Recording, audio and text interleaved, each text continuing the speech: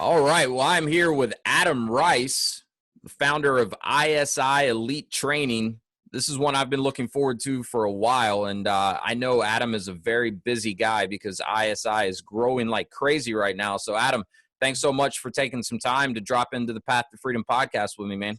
Yeah, man. Looking forward to it. Yeah, this is going to be fun. So, hey, man, for those that may not be familiar with you or your company, ISI Elite Training, tell us a little bit about yourself and also the business, and then definitely want to hear, your story, your journey of how you've gotten your business to where it is today.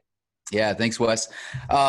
So at Discovery Day, I share a lot about, when this brand started, and I go back and, technically it started in 2013 when we opened our first location, but I go back to when I was 16 years old and I was a fat, overweight kid. And I'm like, that's really the moment this brand started. And so I was at a a baseball camp at the University of Iowa and was about 270 pounds. Wow. Was a talented baseball player, led the state in 4A, should have been, based on my stats, should have been getting college scholarships left and right. But nothing from Division III, nothing from Division II, nothing from junior college. Wow. And so I go to this camp and the coach pulls me aside and pretty much tells me, hey, you're never going to play at Division I level because you're too fat. But said it in a nice way. Sure. I think the wording was I was a liability on the base paths. That is a nicer way of saying it, but you get the gist. Yeah. So I remember going home that night and I was like, man, at 16, I'm like, I can let this fuel me or I can let it defeat me. And it was like that defining moment. So it was the next day I started YouTubing, and this was back in, I think, 2000, and this would have been 2005. Yeah. Started YouTubing, how do I get faster? How do I lose weight? And really over the next 6 months, went on to lose 70 pounds just from working out every morning, every night. And it transformed my life from be this overweight kid to now, girls were liking me. I'm like, man, this is awesome. Yeah, this isn't so bad. Yeah. But more importantly, I had the opportunity to go play at a junior college for a year in Chicago, and then went on to play Division I baseball for 3 years, played in the Cape Cod League, and had a really good Division I baseball career. Where'd you play? I played at Coastal. Yep. So right down the road from you. Myrtle Beach. Yep. So right after I played baseball through college, I knew I wanted to do something in fitness, and I was always entrepreneurial growing up. But it was right after college. I had to get a internship still, as you know, to get your degree. Yep. And so there was an Anytime Fitness that was really close to the campus of Coastal Carolina. I went in there. I'm like, hey guys, like, I'll pay you $800 a month if you let me start your personal training department. And by the way, like, I need you to sign off for an internship. No way. Yeah. So I went in there. I didn't have $800. I was kind of just betting on myself though. And ended up, it was within that internship. By the end of it, I had 2 guys working for me, generating like $24,000 a month. No way. Yeah. And so I was like, well, I think I can do this. So went and opened my own little personal training studio called Beachbody Fitness. Okay. Right after that, at the age of 21.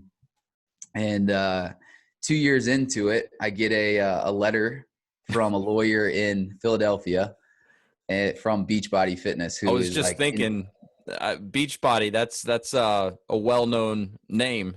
Yeah. So at 21, you don't know anything about trademarks or IP or anything like that. Yeah. So they essentially said, hey, you got to change your name.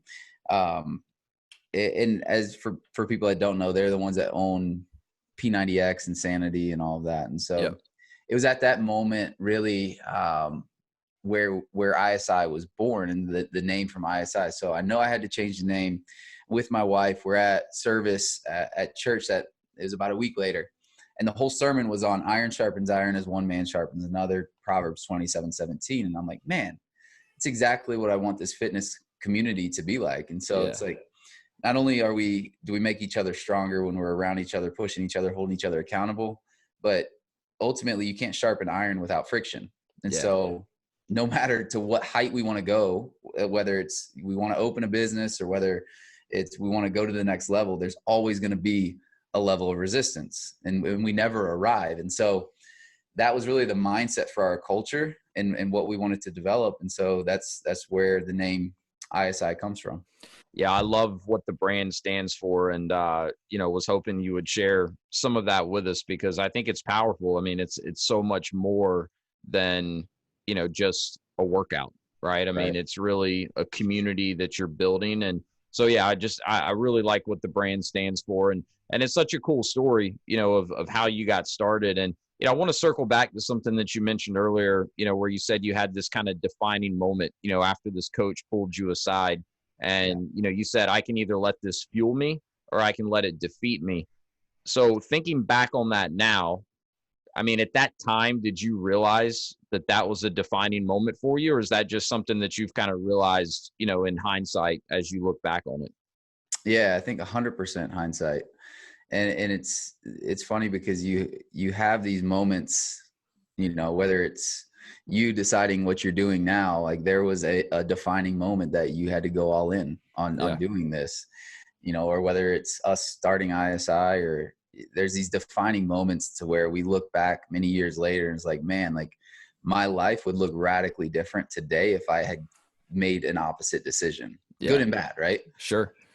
Yeah, no doubt. I mean, I one of my kind of, themes of the podcast is drop in, and that's in my mind how I think about it. When we have these defining moments, we have these big decisions to make. There's usually friction involved. There's usually a lot of getting outside of your comfort zone, which is, how we grow. But, when you get to that point, what I call FUD, right? The fear, uncertainty, and doubt always starts, kicking in. Our mind starts playing tricks on us, and, you have to just dig deep within yourself and make a decision.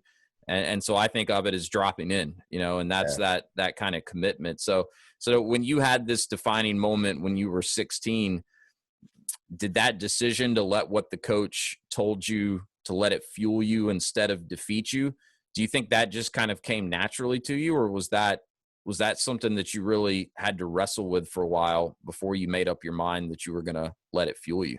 Yeah, I mean, I think it's you get down to like when you think about it again, like 20 years later now, it's like it's going to sound weird, but it's kind of down to like love languages. And you need this need for, like, one of the love languages, essentially appreciation or acceptance and whatnot. So it was this thing, in that moment, I look back at it now, and it was this thing that was like, I made the decision, and that's how I am. Like, I just make a decision and I go fast. Yeah. And I don't think twice about it. So it was not something I had to like kick around at the age of 16. And, this is something that I preach to the younger kids now, is don't make decisions based on trying to prove someone wrong. But if I look back, that's what I was trying to do, was to prove him wrong. I cared more about proving him wrong than I did for my own future. By God's grace, I think it just worked out. Sure. I mean, like you said, it was fuel, and that's what you needed to flip the switch mentally and then go all in. And I think that's, a common thread amongst most entrepreneurs is, once they make a decision, they don't look back, and then they move pretty quick. And really, I think it's necessary. And, here in a minute, I'd love to have you, share some examples from, your journey thus far as an entrepreneur and some of the challenges that you've overcome. But, first I'd like to, have you tell a little bit more of, how ISI has grown into what it is today. So, you started what was Beachbody, and then changed the name to ISI. And I mean, first of all, that must have been a pretty good sign that you were onto something if you, popped onto the other bigger Beachbody's radar to the point where they had to, send you a letter to change your name. I mean, if you weren't, doing something, they would have probably never even noticed you. So I would imagine that was in a way a good indication that you were on to something. So you rebrand as ISI. At that point, do you still just have the one location? Yes, we actually moved. When we rebranded, we moved into a bigger footprint. Okay. It was a 10,000 square foot building at that time. And this is all in Myrtle Beach still? It that is, area? yeah. Okay. Yep. And so long story short, I'm an entrepreneur at heart. So at the same time that I have my Beachbody location, I actually opened a sports bar at the age of 23. Okay. Not a good combination. It's like do squats, then go get margaritas. Yeah. Right. So anyways, it was like I decided to close the sports bar, sell it. And then we relocated into this big footprint and went all in on ISI. And, from 2000, it was really 2013 is when our first ISI location was open. Okay. To 2015, failed a lot. Like just starting to get in the trenches of what it looks like to run a facility, to be a leader, to do all of these things. Had a lot of staff turnover and couldn't figure it out. Finally started to realize that I was my own hindrance through that, and started to really dive into leadership and how to lead people, how to lead an organization, how to cast vision, how to do all these things. And so we went and really over the next 3 years, we opened 5 locations across what is the Grand Strand in that area. So a ton of brand presence in the Myrtle Beach area with 5 locations. Was on a vacation in in Maui, Hawaii with my wife in 2018. And we were sitting up on this cliff. It was at dinner. It was beautiful. And it was like right at 6 o'clock, sun was setting. And I'm like, hey, like, where do you want to like raise our kids? And we had never talked about moving to Charlotte. Never, not once. Did you guys have kids at that point? We had one. Okay. Yeah, we had one kid at that point. And I said, say on 3. And we said 1, 2, 3. We both said Charlotte. And we're like, no way. That's weird. Yeah. We've never talked about Charlotte. That's a sign. Yeah. So long story short, instead of flying back into Myrtle, we flew straight into Charlotte. I love it. Looked at houses, went back within 30 days, had 5 businesses, and we owned a meal prep company as well that we had to figure out, okay, how are we going to become passive owners in this? And within 30 days, we were living in Charlotte and just figured it out. Because that's the one thing is like naturally, I talk with a lot of entrepreneurs and it's like, hey, there's phase 1 in starting your business. Then there's phase 2 and a lot of entrepreneurs getting out of the way of them, like where they are so handcuffed by their business. Yeah. They're the bottleneck. Right.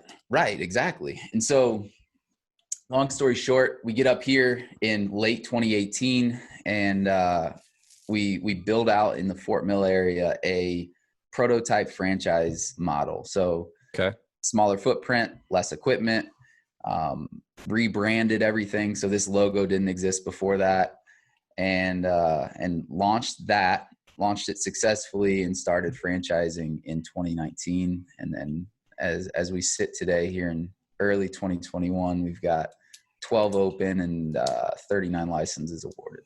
Yeah, it's awesome, man. That is just a rocket ship trajectory, especially, considering a lot of that growth has happened during very uncertain economic times due to, the pandemic and everything that's gone along with that. So, I mean, such a cool story. And I mean, I love your example of, flying straight from Maui to Charlotte instead of back to Myrtle Beach. I mean, it's just another example of, once you make your mind up, you take action quickly. And again, I think that's so important for any entrepreneur out there, any aspiring entrepreneur. I mean, I think not the one, but one of the keys to being successful is just to take action. You're never going to have all of the facts. You're never going to know exactly how the story ends. But, if you're willing to bet on yourself, which you have to be in order to be successful as an entrepreneur, then, just taking those first steps is usually what you need to get some momentum. And you're going to make mistakes along the way. You just have to be willing to learn from those mistakes and be willing to pivot and change course when needed. So I think that's a nice little example, just reiterating, how you've been able to do that and how that's led to where you are today. So when you guys had you started talking about franchising the business before you decided to move to Charlotte, or when did the idea to grow through franchising come about? Yeah. I mean, I looked at it in 2016, Okay. decided like, hey, we're not even close to ready. Because again, I essentially took myself out and made myself a multi-unit passive owner. And I said, I have to do this to see the gaps. So No doubt. if I'm Yeah. going to sell this as a multi-unit thing, then I've got to do it first. Um, Yeah. because it's different when you're there and you're in it every day to where, hey, now I live 3 hours away, still have locations that are down there open. Um, but we started kicking around the idea, but never truly committed until we moved. Okay. And it was so Tennille, who's in the office behind me, she was my assistant starting out in Myrtle Beach in her second day, or I'm sorry, in Fort Mill when we got here. Okay. Second day, I was like, hey, we're going to start franchising. And we get on the phone with this, like, she's like, all right, like, I don't know anything about franchise. I'm like, yeah, me neither. Let's figure this thing out. And this was in, late 2018.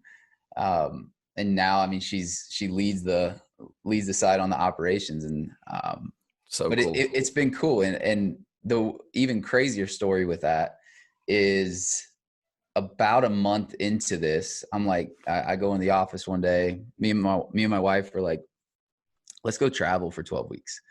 And at that time we have 2 kids. And I was like, hey, we're going on our RV for 13,000 miles over the next 13 weeks. And we're going to do this. We're going to get through this FDD thing together. Like, I'll work 2 to 3 hours a day. So that's where the original FDD was built, was taking an RV from Charlotte to New York, all the way to Seattle, down the California coast and over. So it was it's a good story though. That is a good story. And I mean, I think you being willing to kind of take yourself out of the day to day, like you said, so then you've got a different vantage point and you can see some of the holes, in the model. I think that's probably a big reason for why you guys have been as successful as you have been so quickly after. Because, I think a lot of people, if they'd said, hey, I want to franchise my business, like you said, you started kind of thinking about it or looking at it in 2016, realized you weren't ready. Yep. And I see it all the time when franchisors or want to be franchisors, they don't realize they're not ready, or maybe they do and they try to push forward anyways. And so, what happens is their growth is much slower and they have a lot more issues along the way. So I think you having the foresight to kind of say, look, before, we're ready to think about franchising, like, I need to figure out how to run this more passively myself. And the fact that you were then able to travel the country for 13 weeks on an RV, which is awesome in itself, but that you were able to have all of your businesses running and operating while you were gone and start putting the framework for the franchise together. To me, that's a testament that you were ready to start franchising at that point in time, because everything kept running while you weren't there. And I think that's the biggest challenge for any entrepreneur. Like you said, step one is starting the business. A lot of people don't even get to that point because they can't get past, their own head trash and the FUD, the fear, the uncertainty, the doubt. There's a million reasons not to start a business, right? And usually you've got plenty of people in your ear giving you reasons why not to do it instead of why you should do it. But assuming you get to that point, scaling the business, that's a whole nother ball game. And it usually involves really getting out of your comfort zone and removing yourself as a bottleneck. I mean, I send a copy of the E-Myth to everyone I work with that goes on to buy a franchise, because I think it's necessary reading for any entrepreneur, because it so clearly articulates, why you have to remove yourself, work on your business, not in it, if you ever want to grow beyond a certain point. But I think the other thing that's a little bit counterintuitive, all this is, like, most people get into business for themselves because they want more freedom, more flexibility, more control of their time. Obviously income is usually a factor, but then I see a lot of business owners that they try to do it all themselves. Once they're in business, they burn themselves out. They don't make nearly as much money as they could if they would, actually do the harder work, which is remove yourself a little bit from the business. And they don't have control of their time. Their business runs them instead of them running their business. So that might be a good segue into talking a little bit more about the ISI franchise opportunity itself. So you mentioned earlier, you kind of built this to be a multi-unit opportunity. So talk to us a little bit about how the business model is structured, maybe how it's different from some of the other fitness concepts out there, and also, what you're looking for in your franchisees. Yeah. So, I mean, everything you just talked about is what I go over in Discovery Day. I'm like, Yeah. look, guys, like, let's be clear. And I don't think it's a normal approach, but like, we look from any potential, like, it's a mutual evaluation, Yep. right? Yep. Like, we're looking to make sure that they're going to be good franchisees as well. But I'm very clear and upfront is, hey, if you're here to buy yourself a job, then let's get very, very clear on what that looks like. But I think 99% of you are here for freedom. Yeah. And to build an asset and to build cash flow. And so let's be very, very real and transparent what that looks like. Because the last thing we want is a bunch of people buying themselves a job. Like, that's silly. Stay in corporate America, because Exactly. like, You'll and have it's less not right. stress, It's that's not for right. sure. Right. Exactly. You're going to have more stress. You're going to make less money. So if you're not willing to have a greater vision of, just simply buying yourself a job and I want to run a gym. Well, go run a gym that you don't have to take risk on. Like, exactly. Go run someone else's gym. Right. Yeah. Come run one of mine. I'll give you a job. There you go. Yeah, exactly. So but we're having these conversations at Discovery Day because once they get in, like, we hit the ground running, and it's high level conversations about leadership and about vision. And it's, when I do validation calls, like, my one thing with candidates is I want to know your vision. Yeah. Because when you get to Discovery Day, if your vision isn't big enough to where your team's vision can't fit inside of it, you're not going to scale. Ooh, period. I like that. And so it's how we always teach them, and as how to lead their teams is it's very easy to lead people when you know their vision. So whether it's a $10 an hour employee or whether it's the facility leader, you have to know their vision. And then you're calling them, instead of calling them out, you're calling them forward because you know their vision. So you're partnering with them and getting to the next level and ascending to the next level, rather than, hey, you're not doing your job. It's, hey, you told me you wanted this and you're not doing X, which is not going to get you to Y. And so you either need to elevate to that next level, but it becomes a partnership of leading them. And so it's, going off on a tangent there, but it's very there was a lot of good nuggets in there. Keep rolling. So vision is everything. And I think exactly what you were talking about was, understanding what it is that you truly want. And that's another thing is I will literally at Discovery Day say, what is it? Why are you here? Like, what do you want? And for different people, it's different, but sure. Typically freedom, the name of your podcast, is, the number one driver. And to be free is, we need to understand what that looks like. For somebody, it's, I don't have to worry about finances, and somebody else, it's, I don't have to answer to a-hole boss Bob. Yeah. So you need to know these things going into business of what is it that you want, and then understand that vision has to pull you, not push you. And then it's easy. You make decisions, and as long as you have the data, it becomes an emotions are going to run high and low in business, but it's the same reason we send our franchisees a book week 3 after they sign called the Entrepreneurial Roller Coaster. That's a great book. Like, I've actually thought about buying a bunch of copies of that and sending that with the E-Myth. Darren Hardy, right? Yeah, exactly right. No, it's great. And I mean, you're right. Like, everyone has a different definition of freedom, and everyone has a different vision of what they're looking to accomplish. But until you get clear on that, like, you shouldn't be, deciding on a business to get into, right? Because having that vision, like, I love what you said, it should pull you, not push you. And, when things get tough, and they will, it's that vision that's going to pull you through, right? When you can step back and kind of laser focus on the bigger vision, then it makes it much easier to get through the tough days.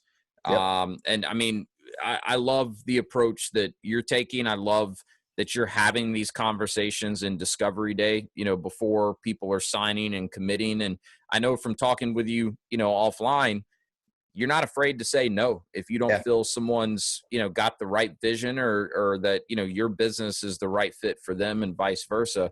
I mean, when I'm working with people, a lot of times I'll connect with someone and they'll come to me and they'll have like a particular business or a particular industry that they think they want to get into. And, for me, I want to really sit down and spend some serious time making sure I understand what their vision is. And a lot of times I find out that they haven't even put in that much thought to it either. They're not as clear on that vision as they should be. And to me, that's step number one. Before we ever Yeah. talk about industries or specific brands that might be a good fit, like we need to get clear on that vision. And then that's what kind of guides us to then go out and find some opportunities that might line up with their vision and what they're looking to accomplish. So love how you're doing that. And I also know you're very intentional about the culture that you're creating within ISI. I mean, and you've talked a lot about leadership and, wanting to bring in other leaders. So I imagine that plays a big role in culture. But I mean, talk to me a little bit about, the culture that you are cultivating there and why, in your mind, culture is so important.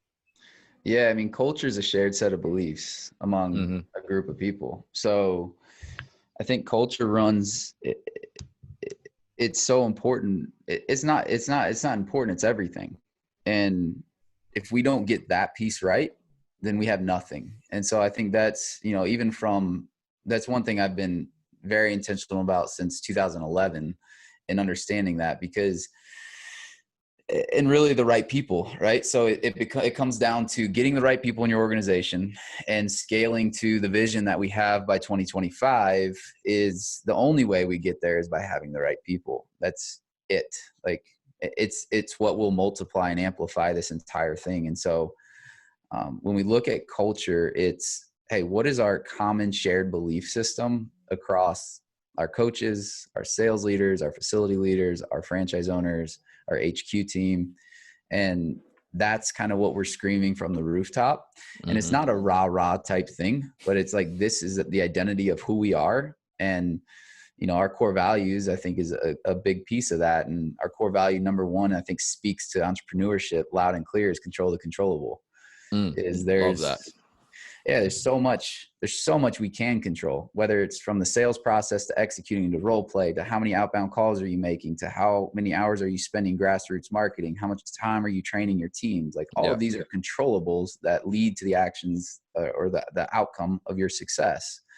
But on the flip side of that, COVID-19, guess what? You can't control that, but you can manage it. Yep. And so it's really defining those types of things and making sure that we don't have any cancers within the organization and getting rid of cancers as soon as possible. But we do I'm pretty vocal about that at Discovery Day is, and it aligns obviously with the values of the brand being, the name of the brand is Iron Sharpens Iron. So we're attracting growth-minded people who want to be around other growth-minded people. And as we go into it, we're seeing that some of the best franchisees are, business-oriented people that have experience in business or, have ran and led teams before. Yep. And understand KPIs, understand analytics, understand the importance of that, understands how important sales is. Yeah. But has a passion for fitness. And so where a lot of brands, when they emerge, is they'll have this emerging load of franchisees that are just passionate about fitness. And there's an issue with that, because if they don't know how to run a business, or they're not coachable enough to really dive in and understand everything I just talked about and knowing your KPIs, knowing the daily actions that it takes, then ultimately they're not going to be profitable. And guess what? Your brand is going to implode. And so, you won't ever grow, and you won't ever attract, the more growth-minded candidates that you're looking for, because it just won't validate. And, there's nothing wrong with someone that's, looking for an opportunity or that has a vision that maybe doesn't involve, scaling, in this case to multiple units and running 100%. Larger teams. There's nothing wrong with that. Like we've already talked about, everyone has a different vision. Everyone's definition of freedom is a little bit different, but there's other opportunities out there for someone that's looking to, accomplish something that maybe doesn't involve such a grand vision. So again, I would applaud you for being so intentional about, the culture and who you're looking to bring in that's going to be a good fit with that culture, because especially, what you're looking for, what you've told us that the ISI brand stands for.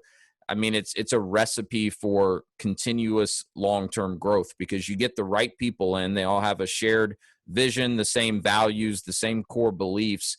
That's a group of people that is going to help each other long term. And this is something that I really try to stress to people that I'm working with, because I find it gets overlooked a lot.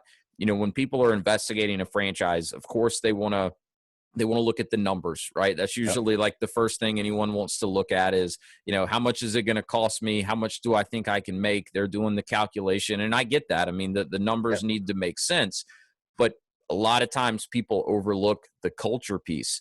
What's the culture like within this particular franchise? And am I going to be a good fit in this culture? Because it's not as tangible, right? You can't necessarily put a dollar amount on it, but I've seen firsthand. I mean, I'm involved in 2 franchises as a franchisee run right now. One's more established, one's more emerging. One has a phenomenal culture. The second one, I'm confident it will get there, but that culture is not what it is in the more mature business that we're in, or at least not yet. Right.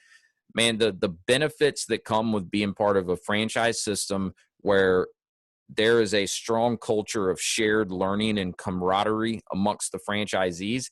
I mean, the franchisor is great. They do a lot to help us out. We get way more benefit from the other franchisees because everyone's going in the same direction, fighting the same battle, and everyone's willing to help each other out. So, not to get us off on a tangent, but I just wanted to, really kind of stress, I think, how important it is, especially when you're in the earlier phases of building a franchise like you're doing, that you are very intentional about that culture. And it's clear to me, from everything I've seen and from hearing you talk, you guys are doing a phenomenal job of that. So credit to you.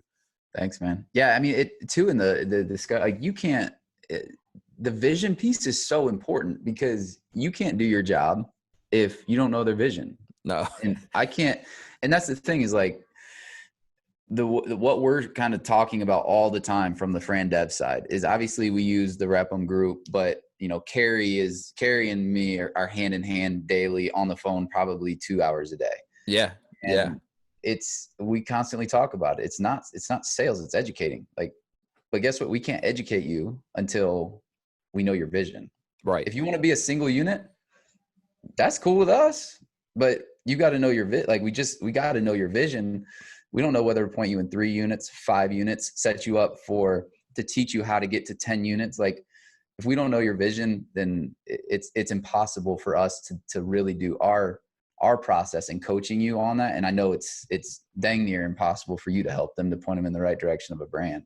Yeah. When I'm working with someone that, is maybe a little hesitant to kind of, put in some of that work up front. I mean, I've started telling them, like, look, I can't add value unless you're willing to put in the work. Like I can't want it more than you want it. Yep. And without me, getting some insight into what it is you're really looking to accomplish, I mean, I'm slightly better than a Google search. Right. Yeah. Like I can throw a list of franchises at you, but that's not me adding value. And, honestly, it's not something I'm interested in doing. I want to work with people that are serious about, taking a more methodical approach to finding the right business for them, and getting clear on that vision is, the number one step in that process. So.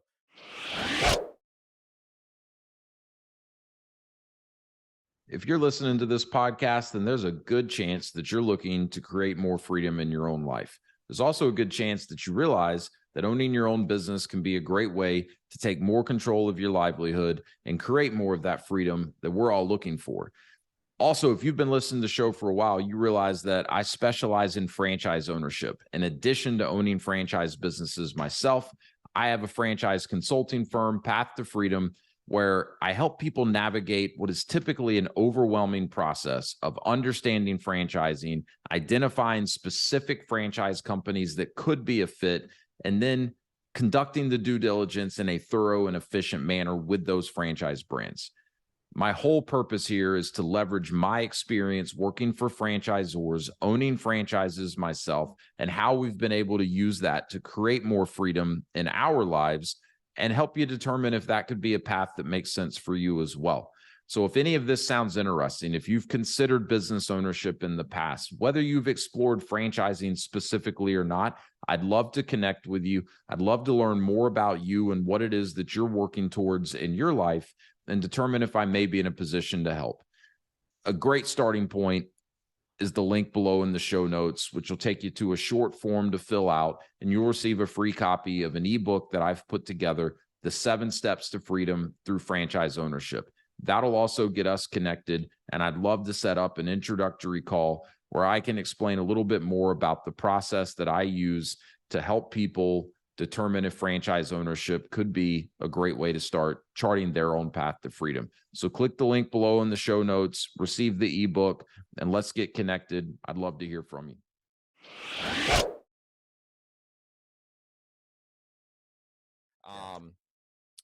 Talk a little bit about, some of the challenges that, you've encountered, whether it was in the early days, before franchising, or some of the challenges that you've encountered since you started franchising the business. But I'd love to, if you don't mind sharing some specific examples of, speed bumps that you've hit along the way and how you've been able to navigate around those or overcome them. Yeah. Funny story. So my first speed bump as an entrepreneur, I'm like 15 years old. And I found this website and they sell fake Jordans. And so I print all these sheets out and I'm like getting them for like selling them for 60. I'm buying them for 30. And I'm going around the school. Like I'm telling people like, hey, these are fake Jordans, but I can get them at 60 and they look just like the real thing. Yeah. And so anyways, I get like a $10,000 order and it gets stopped at customs. Oh, and I lose like 5 G's as a 15-year-old. And so, yeah. You can imagine how that went. And I wasn't telling mom and dad at the same time. So yeah. Yeah, I wouldn't be either if I was in your shoes. So what happened? Did you end up getting the shoes or did they hold them at customs? They held them and sent them back. Or I don't even think they sent them back because they're obviously IP infringement. So I think they just destroyed them. Either that or there's a bunch of customs workers rocking fake Jordans. Yeah, that's right. There were. They've probably fallen apart since then. But so what'd you end up doing? Did you refund the money or? Yeah, I had to and got a little loan from mom and dad. I'm sure I had to do some nasty chores for about a year. But no doubt. Yeah, that was funny. But as far as ISI, I mean, it's, the first year was just being a young entrepreneur and really learning how to do business. The drive, the work ethic, the vision was always there. It was just a matter of how do I do that? And really the one thing that I look back on is I always now, instead of, I'd say in my early days, I looked at how instead of who. And now I've reversed that and I say who instead of how. So I know, for instance, that who's that person that can teach me to get from point A to point B faster instead of learning how to do it myself. And in the early days of entrepreneurship, like I know Photoshop, like I know all of these things because I couldn't hire a graphic designer. I couldn't hire a videographer, couldn't do these things. And so I had to be resourceful. But that's been one of the cool things, is to really transform from, looking at how do I do this to who do I know, and collapsing timelines. I think another big road bump was, essentially truly learning like what our KPIs were. And when I went from 3 locations to 4 is when there was a major gap. So all of our sales dropped at those locations back in 2016. And I really had to identify why. And the reason was it was built around Adam Rice. It wasn't built around the systems and processes. Right.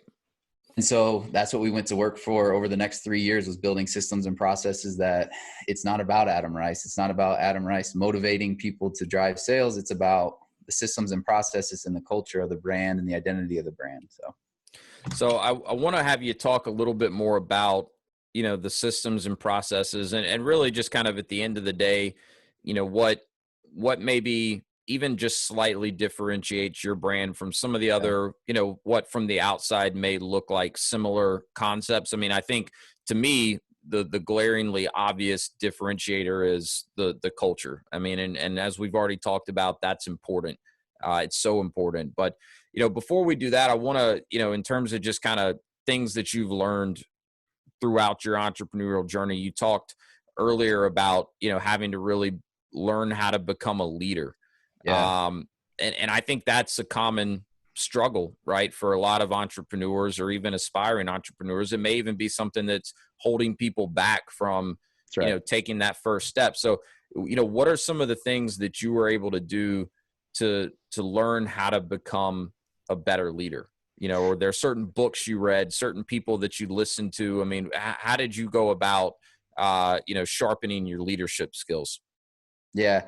I think like for one, when you talk about like the fear, uncertainty and doubt, I think that applies to leadership, and it Oh yeah. takes, it takes a level of risk. And I think the more courageous positions you put yourself in, the more confidence you gain. And so Mm, the more conversations that are difficult to have, the more confident you gain in that. The more risk you take, the more confident you gain. yeah. And so with kind of what leads me in a lot of my decisions today is what's the worst that can happen. Yeah. And at this point, I have so much self-confidence that I can go get a sales job, and I can support my family. So that's why I continue to reinvest and take risk after risk after risk after risk, because what's the worst that can happen? I go bankrupt. Cool. Like whatever, I'll figure it out. But I think it's that unwavering self-confidence Yeah. that is it. I wasn't born with that, and I didn't have that when I first went into business, but you get more mature through time and taking risks and understanding calculated risk and taking an analytical approach. And I think that also relays back to leadership. And so, my big thing is I'm always trying to put myself in ecosystems and atmospheres of who I want to be like. Mm. So for instance, like when I first got into franchising, Charlotte's a pretty big franchising community and It world, is. a Yeah. lot of brands around here. Yep. I went to those founders and CEOs and just say, hey, can I pick your brain for an hour? And in that moment, it's like, man, I just probably saved myself 3 years of struggles by them saying, don't do this. Right. No doubt. Yeah. Yeah. So it's that piece, and understanding what it is that you want, Yeah. whether it's the one thing we challenge all of our owners is, what are the 3 ways you want your facility to feel like at all times, non-negotiable? Mm. And every facility can feel different, but feel is how you make people feel is are they going to continue coming back? How you lead people, how you make them feel, that's very important. So the feel piece of leadership is, if someone comes in and they're constantly negative, or if they have bad body language, or if they're dragging in with a freaking monster and they're rubbing their eyes, like that doesn't make anybody feel good. No one's going to be motivated to crush Right. a workout. Right. So that's a big piece of it, is just communicating those things and not being afraid to communicate it, but communicating it with empathy and compassion. But I always link back. You got to know your vision to have the courage to communicate those things. Yeah. So, I mean, what I'm hearing is, as a leader, understand your vision, have the confidence to keep moving forward. That's going to build more confidence. And then really what you're doing there is you're leading by example, right? When your team sees you taking risk and having confidence in yourself, and, like you said, continuing to reinvest money, not being afraid of what the worst case scenario is, that just kind of has a snowball effect. And then everyone around you, you're kind of lifting everyone else that's working underneath you or that you're leading. So I love that. And yeah, it's so much of what we've talked about today comes back to vision. So, and I should have probably had you do this earlier in the episode, so sorry for not doing it. But I mean, tell us, like, what type of a workout is ISI? I mean, what are people getting? I mean, now there's a lot of different fitness concepts out there with specialized type workouts. So what is kind of the workout that someone can expect to get when they come to an ISI location? Yeah, so we call it athletic based training. So Yep. ABT, really the philosophy behind it. So it's boutique fitness, 3,000 square foot, you know, same footprints as kind of all the other ones. There's turf running down the middle. There's a level of grit and clean edginess to the brand. It's why we attract a lot of males. So in the boutique space, you know, typically you're more 70-30, 80-20 female to male. Pilates, yoga, spin. Yeah, we're 60-40 female to male across the board as a brand, which is pretty unique. But it's athletic-based training, meaning, you know, athletes typically are the most mobile people. They have the best flexibility. They have the lowest body fat percent. They're the strongest. And so why not train everybody under modified conditions like an athlete, you know? And that's really our approach is that's exactly what we do after every workout. We break down as any college or high school team would. And it's just a very team-based atmosphere, which is interesting because just from a lot of market analysis, like people don't come to us for community. Like that actually scares the crap out of people. And it makes sense, right? You got a 40-year-old female, 3 kids, lacks self-confidence, hasn't worked out in 15 years, you know, wondering, am I going to throw up? Am I going to puke? Like, am I going to trip over myself? Like all of these are real thoughts. Sure. Yeah. And so going into this team atmosphere, like that scares the freaking crap out of them. So through all of our market, like it's really results-based training. So like, hey, people are coming to us to alleviate some sort of pain they have in their life. They're overweight, they lack energy, yada, yada, yada. The reason they stay though is because of the community and the culture. I love that. So is this like a group class setting, or are people coming in? Is it just kind of free form, whatever you want to, you know, work out, or you've got like a trainer leading a class and everyone's kind of going through the same workout, but maybe at their own pace or to their own level of ability? Yeah. So very similar to some of the other concepts like OTF, F45, like you're going to have a coach leading the workout. Gotcha. Anywhere from 24 to 32 people in that workout of all different fitness levels, really all different ages as well. And then there's modifications for all the different movements. We kind of segment people into blocks. So the flow of the workout works. And it's a way that we can, you know, fit 24, 28, 30 people in a session. Energy's through the roof. Music's incredibly high. Yeah. It's like I always say when it's done right, you go into it, you feel like you're in a Division I weightlifting room. Yeah. I mean, I've seen some of the videos, you know, that you guys have online, and it's definitely a high energy atmosphere. And I mean, we talked about this offline, but I know you've got, you know, a location, actually 2 locations in development here in the Wilmington area where I am. So definitely introduce me to the local franchisee, and I'm going to sign up. I can't wait to go try it. I'm a workout at home kind of guy, but I think I do a lot of the same type of training that ISI is built around. I mean, I love, you know, my kettlebells. I love my battle ropes. I love, you know, a lot of body weight stuff. And I'm always trying to do full body. Like you're not going to catch me doing leg day or chest day or any of that. Cause like, what do I need to be swole for? I got 2 kids. I just need to be able to keep up with them, you know? So that's what I'm working for. But, you know, the working out alone, like there's times when I enjoy that. You know, I'll usually put my earbuds in and listen to a book or a podcast or something while I'm working out. And it's like some good, you know, kind of me time. I get a lot of thinking and stuff like that done, and just gives me some clarity. But that being said, like not having that kind of community, like that's definitely something I know I'm missing out on as well. So, you know, I'd love to have like a better combination of that. And like me and a couple of my neighbors have started getting up 5:30, 3 days a week and working out in one of my neighbor's garage. And that was probably 4 months ago we started. So it's starting to kind of look like a mini CrossFit gym almost, because we keep, you know, acquiring all this different equipment. And that alone has been refreshing for me, like having, so I totally get what you're saying with the community. And even if that's not what people come for, they end up really enjoying that. And I would imagine there's a lot of great friendships that form, 100%. you know, through marriage. Really? Like, I think we've had 5 to 6 marriages in the past 4 to 5 years. That's crazy. Awesome. That's so cool. Well, you ought to get, you know, what is it? Not ordained. What's the word I'm thinking of? So that you can. So one got married on the turf. No way. Yeah. It was wild. Cool. Yeah, that is cool. Well, I mean, super exciting opportunity. I mean, and I don't typically get into like numbers and stuff on this podcast, but from what I've seen, it's a fantastic opportunity all the way around. But, Yep. for me, when I'm looking at franchise businesses and I see hundreds of them, right?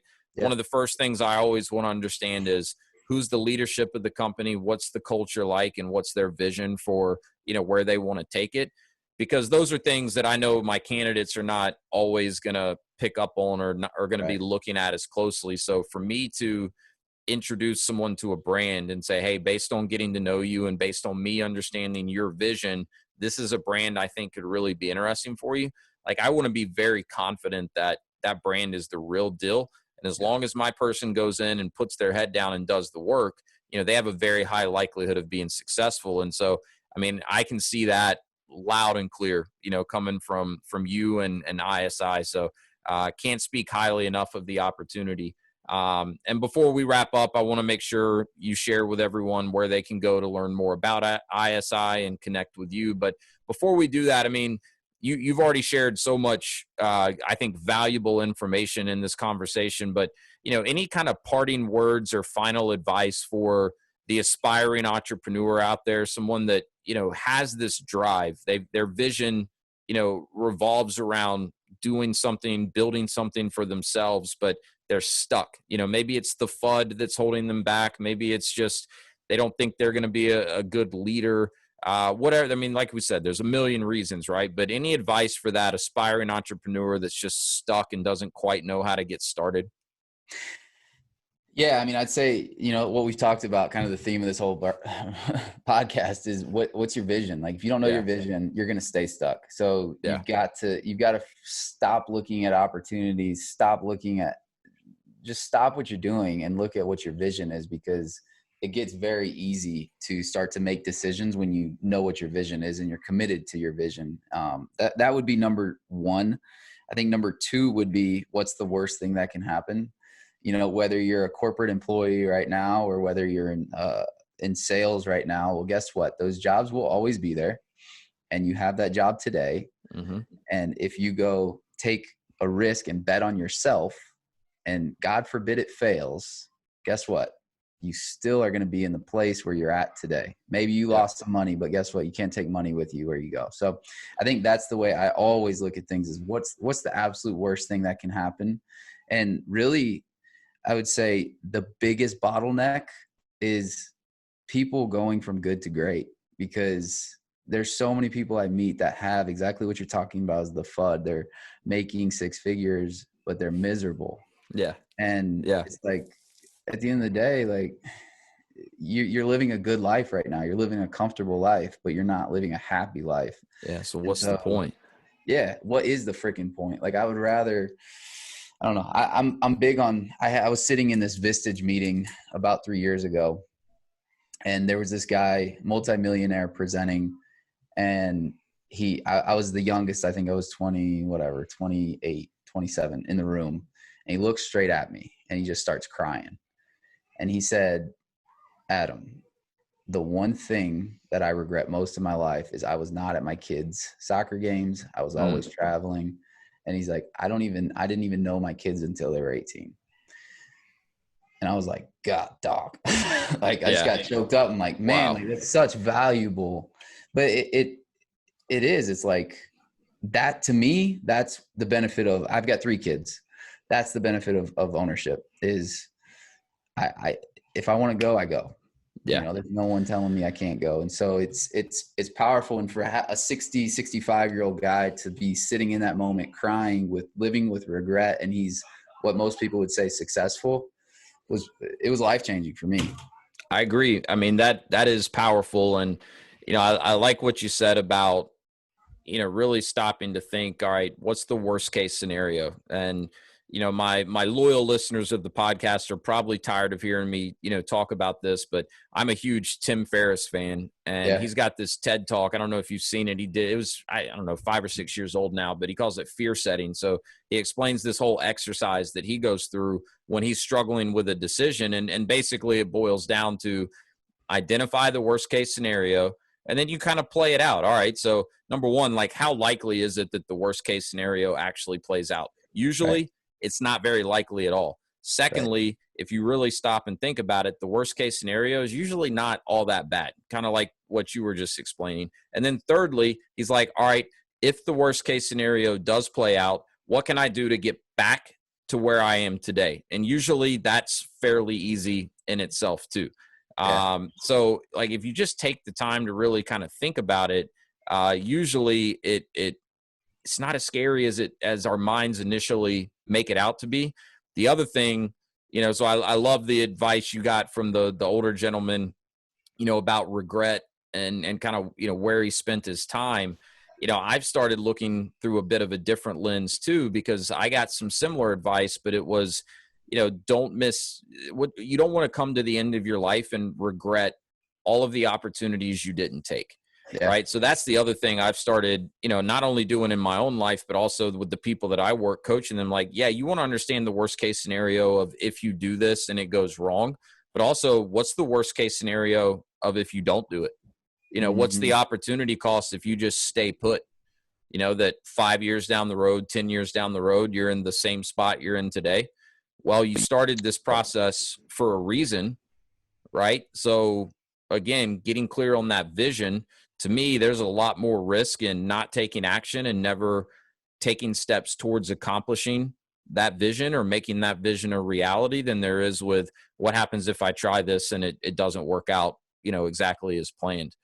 So it's so interesting too, because as people are coming through the process, so many, and I don't know, how often you talk about this, but with franchising, with any business, but especially with franchising, because of the credibility and backbone of the brand of any brand, not ISI, just any brand in all of franchising, is most people don't even really get to the point of thinking like, I'm building an asset at the same time. So most people are so focused on the cash flow basis. I'm like, guys, if you go open facility A and it's, I don't know, theoretically kicking off $150,000 a year. Well, because you're part of a franchise, number one, it's gonna be easier to sell that asset. Yep. Number two, you're gonna get more value for that asset.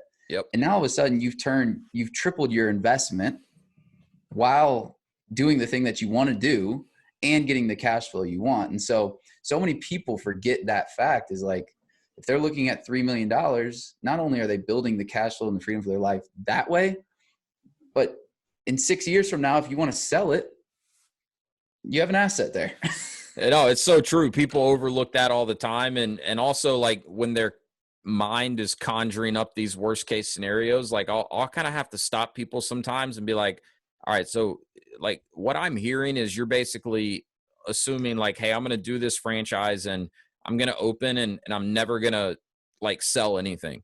Right. Like right. What are the odds of that really happening? Like you would have to actively be trying to not be successful in most cases when people are kind of playing their worst case scenarios out. So, but that's what the process is all about, right? It's understanding obviously the business, but it's really the way I explain it to people is, and you said this earlier, it's a mutual evaluation, right? But if you're a prospective franchisee conducting due diligence, the biggest thing you're trying to understand is who am I partnering with, right?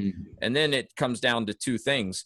Do I have confidence in the person I'm partnering with or the franchisor? And then secondly, do I have confidence in myself to execute and perform the role of the franchise owner in this particular business model? Right. And not again to get off on a tangent, but you mentioned something earlier that's, near and dear to me, which is control the controllables. Yeah. I'm a big fan of Stoic philosophy. I like reading, some of the Stoic philosophy because that's what it all centers around is, focus on the things you can control and don't let the things outside of your control, derail you basically. Right. And, when I'm talking to people, to me, the biggest thing about understanding whether or not a particular franchise business is a good fit for you is, beyond the culture and, confidence in who you're partnering with, figure out what the levers are. That's how I think of it as levers, right? Because these are the things that as the franchise owner, you have the ability to control or to impact. And usually there's only a handful Yeah. of like really powerful levers that if you pull on them, they're going to improve the financial performance of the business. Yep. Everything else is uncontrollables, or they're just not that big of a deal at the end of the day. I mean, I talk to people and they get caught up on the fact that, well, this franchise has a 7% royalty and this one has 5%. I'm like, Right. it doesn't matter. Right.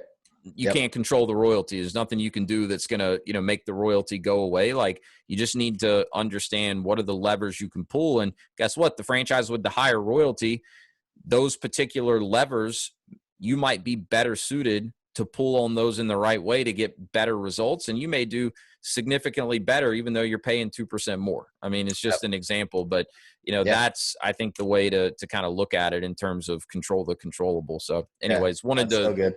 make sure I circled back to that, because that was something that stood out to me when you said it. But man, I can't tell you, I really appreciate, you taking the time to do this. I know anyone who listens is going to get a ton of value from it. I've enjoyed, hearing your story, getting to know you a little bit of it. Definitely enjoyed, kind of following ISI, and I'm excited for you guys, man. I'm excited to see where this thing goes, and I'm a believer in the brand. I'm a believer in you and everything that you're doing, man. So keep up the great work. You're definitely an inspiration.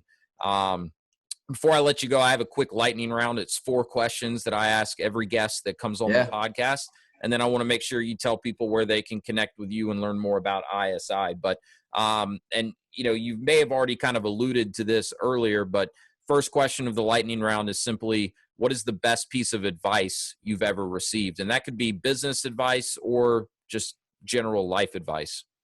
The one that resonates is don't count the days, make the days count.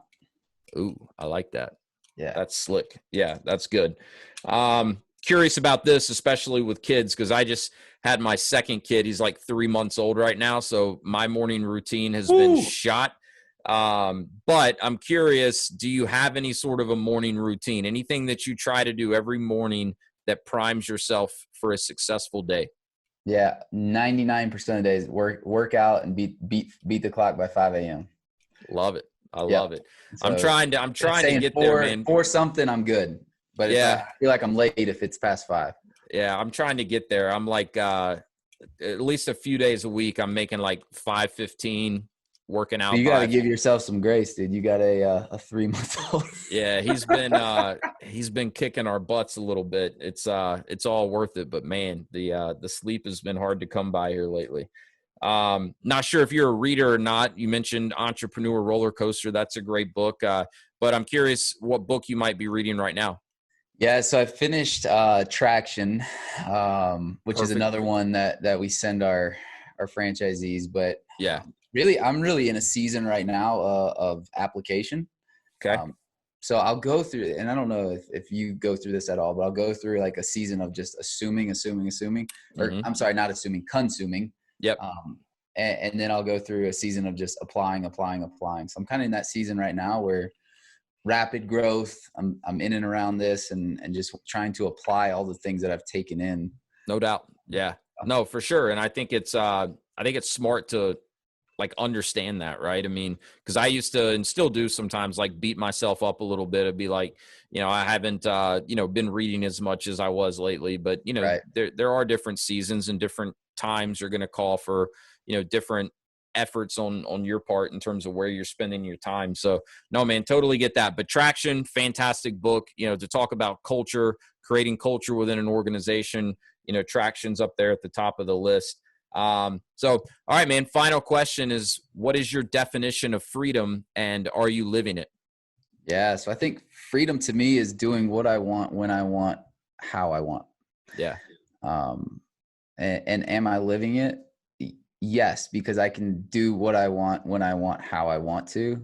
I'm just right now I'm in a season of, again, just I'm in the weeds, which is good. It's but if tonight I said I wanted to go on a 12-week RV trip, I could do it. And I think that's just the fact that you can, to me, that's freedom. Not that you will, but the fact that you can. Absolutely. Yeah, man. I love it. Well, again, you're an inspiration, man. Keep doing everything you're doing. Where can people connect with you if they want to learn more about you? Where can people go to learn more about ISI? If they want to find out where you have locations open and consider, becoming a member, where can they go to learn more about the franchise opportunity? Yeah, easiest place is just ISIEliteTraining.com. There's obviously a locations tab on there. There's also a franchise information tab on there. And then my email is pretty simple, Adam@ISI Elite Training. And then also these guys give me crap, but I'm pretty active on LinkedIn as well. Yeah, he is, which is awesome. I mean, you got a lot of things to be on LinkedIn talking about these days. So, look, we'll link all that in the show notes, man. But really, again, appreciate the time. Really glad we were able to work this out. So I can't wait to watch what you guys do the rest of 2021 and beyond. But thanks for dropping in with me on the Path to Freedom podcast. Awesome. Thanks, Wes. Yeah, man. All right, well.